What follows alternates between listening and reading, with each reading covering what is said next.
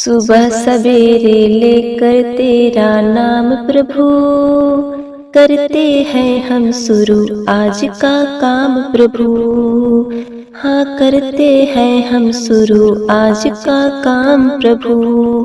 गुरुओं का सत्कार कभी ना भूले हम, इतना बने महान गगन को छू ले हम। हाँ, इतना बने महान गगन को छू ले हम। तुम्ही से है हर सुबह, तुम्ही से शाम प्रभु, करते हैं हम शुरू आज का काम प्रभु। हाँ, करते हैं हम शुरू आज का काम प्रभु, आज का काम प्रभु। ओम नमो भगवते वासुदेवाय नमः। जय श्री कृष्ण। प्रिय भक्तगणों, आज गुरुवार के दिन हम भगवान विष्णु के कथा का श्रवण करेंगे।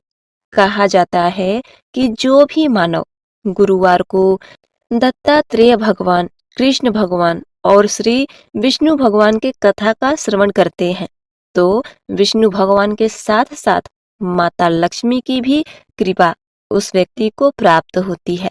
घर में सुख शांति समृद्धि के लिए इस कथा का श्रवण किया जाता है। इस कथा का श्रवण करना आज के दिन बड़ा ही हितकारी होता है। प्रिय दोस्तों, सभी वारों में श्रेष्ठ गुरुवार का दिन माना जाता है। ज्योतिष शास्त्र के अनुसार नवग्रहों में बृहस्पति ग्रह का विशेष महत्व है। बृहस्पति ग्रह सुख, वैभव, धन और वैवाहिक जीवन, संतान का प्रतीक है।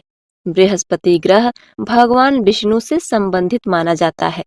गुरुवार के दिन भगवान विष्णु की विशेष पूजा अर्चना की जाती है। बताते हैं कि बृहस्पतिवार व्रत कथा सुनने से सभी दुख दूर हो जाते हैं।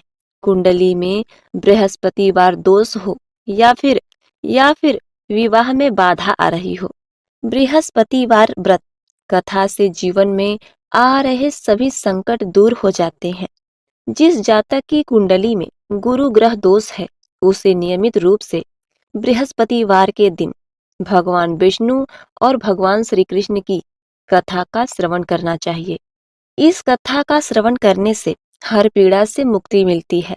घर में वास्तु दोष उत्पन्न होने की स्थिति में भी बृहस्पतिवार व्रत करना शुभ होता है तथा इस कथा का श्रवण करना नकारात्मक शक्तियों को नष्ट करना होता है। तो प्रिय दोस्तों, आइए सुनते हैं भगवान विष्णु की यह पावन पवित्र कथा।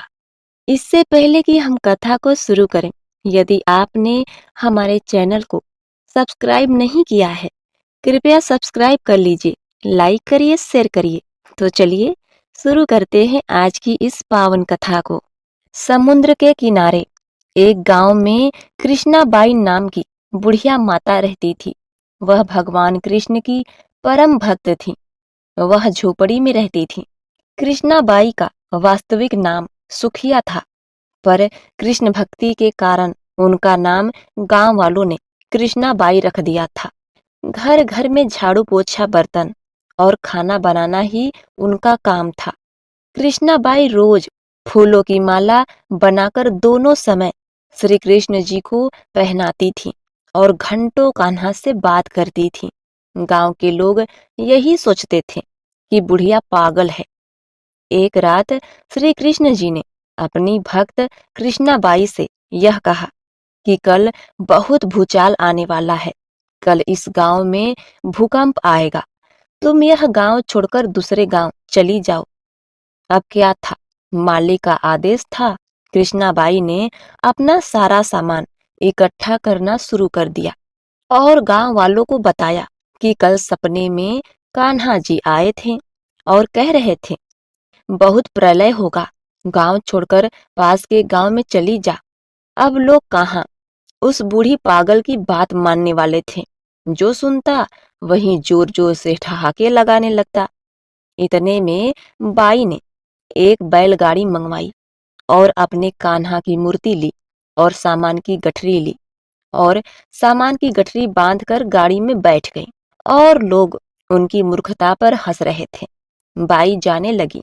अपने गांव की सीमा पार करके अगले गांव में प्रवेश करने वाली थी कि उसे कृष्ण की आवाज सुनाई पड़ी। अरे पगली जा, अपनी झोपड़ी में से वह सुई ले आ जिससे तू माला बनाकर मुझे पहनाती है। यह सुनकर माई बेचैन हो गई और तड़प गई कि मुझसे ये भारी भूल कैसे हो गई। अब मैं कान्हा की माला कैसे बनाऊंगी। उसने गाड़ी वाले को वहां रोका और बदहवास अपने झोपड़ी की तरफ भागी। गांव वाले उनके पागलपन को देखते हुए खूब मजाक उड़ा रहे थे। माई ने झोपड़ी के तिनके में से फंसी हुई सुई को निकाला और फिर पागलों की तरह दौड़ते हुए गाड़ी के पास आई। गाड़ी वाले ने कहा, माई क्यों परेशान है, कुछ नहीं होगा। माई ने कहा, अच्छा अब चल और जल्दी से अपने गांव की सीमा पार कर। गाड़ी वाले ने ठीक ऐसा ही किया। अरे यह क्या, जैसे ही सीमा पार हुई पूरा गांव ही समुद्र में समा गया। सब कुछ जलमग्न हो गया। गाड़ी वाला भी अटूट कृष्ण भक्त था। जैसे तैसे भगवान कृष्ण ने उसकी भी रक्षा करने में कोई विलंब नहीं किया। प्रिय भक्तगणों, इस कथा से हमें यही शिक्षा मिलती है कि प्रभु जब अपने भक्त की मात्र एक सुई तक की चिंता करते हैं तो वह भक्त की रक्षा के लिए कितना चिंता करते होंगे। जब तक उस भक्त की एक सुई उस गांव में थी पूरा गांव बचा था। लेकिन कहा जाता है कि भरी बदरिया पाप की बरसन लगे अंगार, संत न होते जगत में जल जाता संसार। अर्थात अगर इस दुनिया में संत एक अच्छे व्यक्ति नहीं होते तो ये संसार कब का समाप्त हो गया होता। प्रेम से बोलिए जय श्री कृष्ण। ओम नमः शिवाय। अब आइए शुरू करते हैं बृहस्पतिवार की शुभ फलदायी कथा को।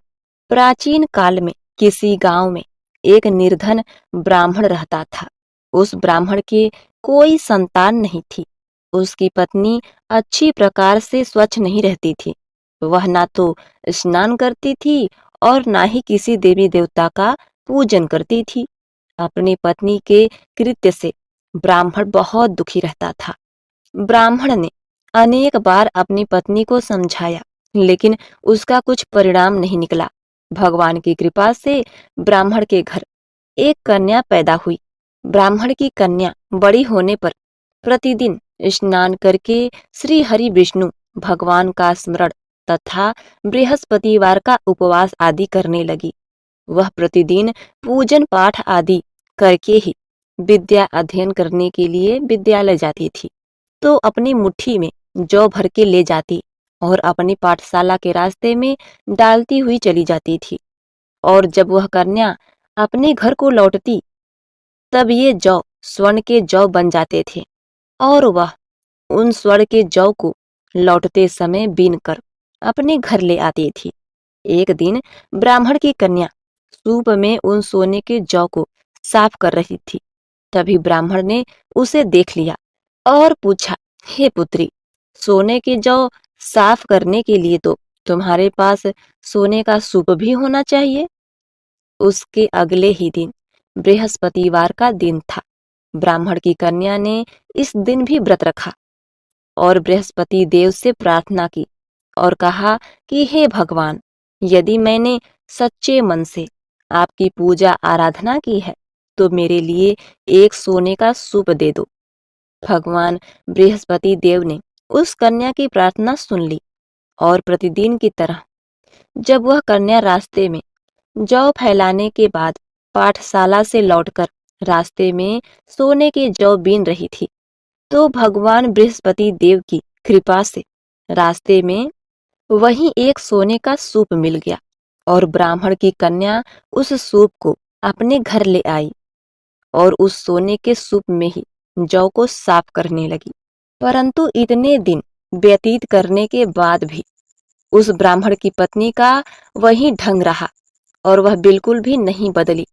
एक दिन जब ब्राह्मण की कन्या सोने के सूप में सोने के जौ साफ कर रही थी तो उसी दौरान उस शहर के राजा का पुत्र रास्ते से निकला और राजा का पुत्र ब्राह्मण की कन्या के रूप और कार्य को देखकर उस पर मोहित हो गया और राजा का बेटा अपने घर जाकर भोजन तथा जल त्याग दिया तथा उदास होकर बिस्तर पर लेट गया।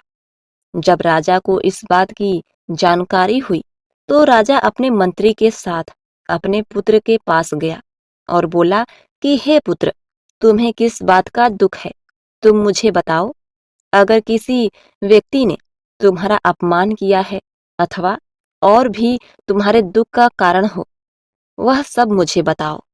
तुम जो कहोगे मैं वही कार्य करूंगा जिससे तुम प्रसन्न हो। राजा का पुत्र अपने पिता की बातें सुनकर बोला, पिताजी, आपकी कृपा से मुझे किसी प्रकार का कोई दुख नहीं है और ना ही किसी व्यक्ति ने मेरा किसी भी प्रकार से कोई अपमान किया है, परंतु मैं उस कन्या से शादी करना चाहता हूँ जो सोने के सूप में जौ साफ कर रही थी। अपने बेटे की बात सुनकर राजा को आश्चर्य हुआ और राजा बोला, हे पुत्र, इस तरह की कन्या का मुझे तो कुछ पता नहीं है।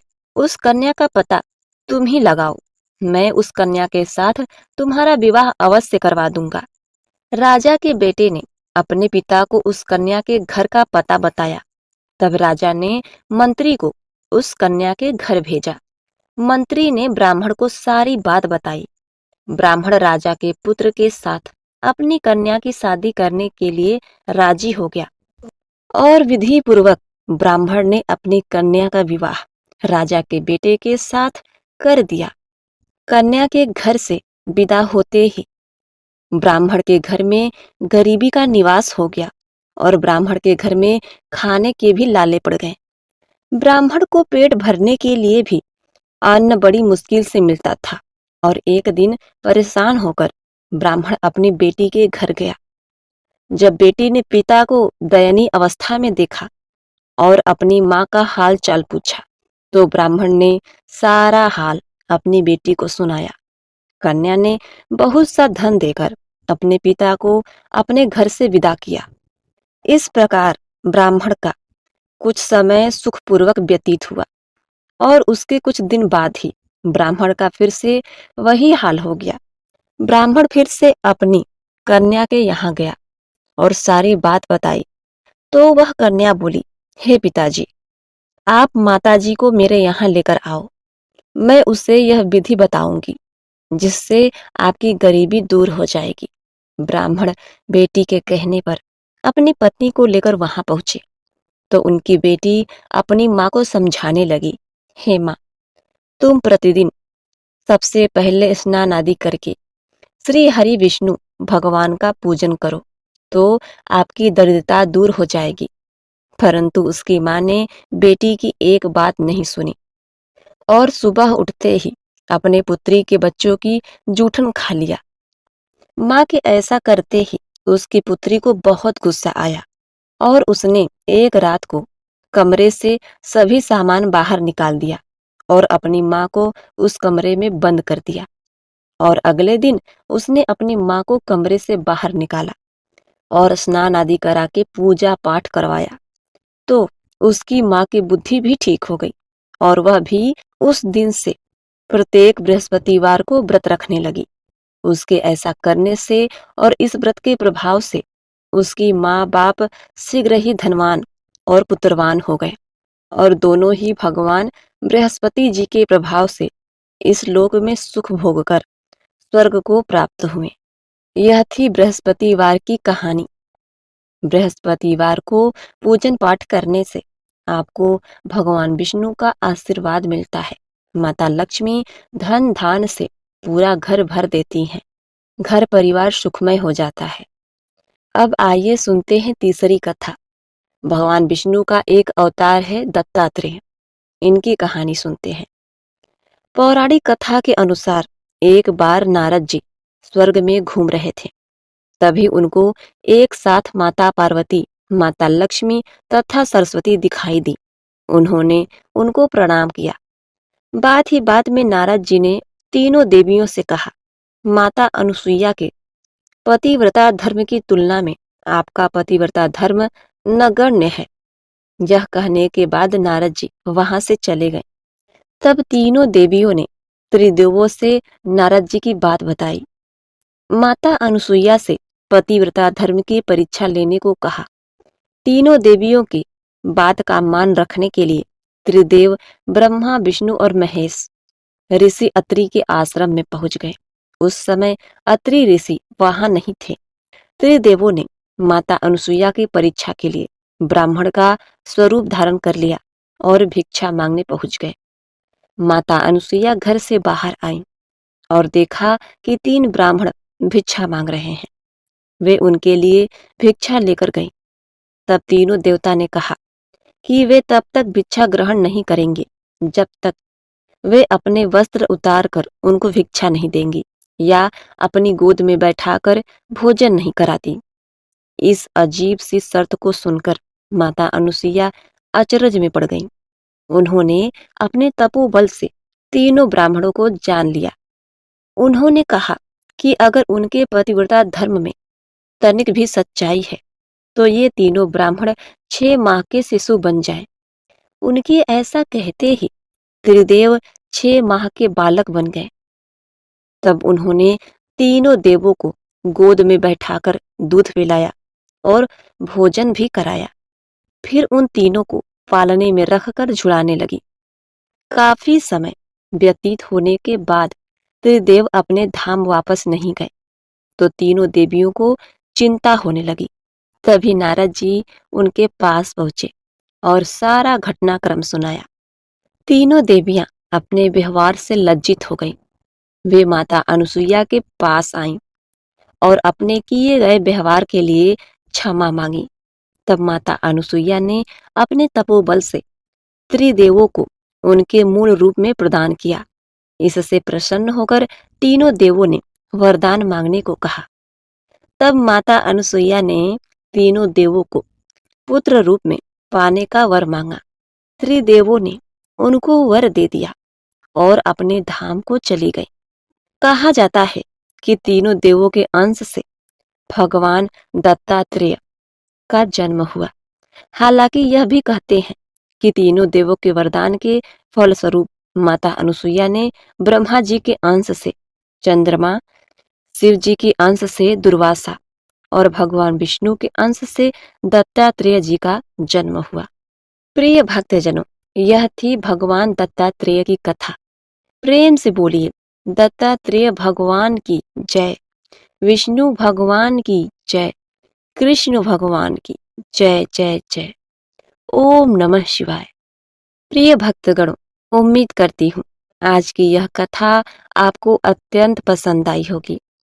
अगर यह कथा आपको पसंद आई है तो आप हमारी वीडियो को एक लाइक कर दीजिए और हाँ, कमेंट में ये जरूर बताइएगा कि माता अनुसुईया के पति का क्या नाम था। हमने अभी अभी इस कथा में आपको बताया था।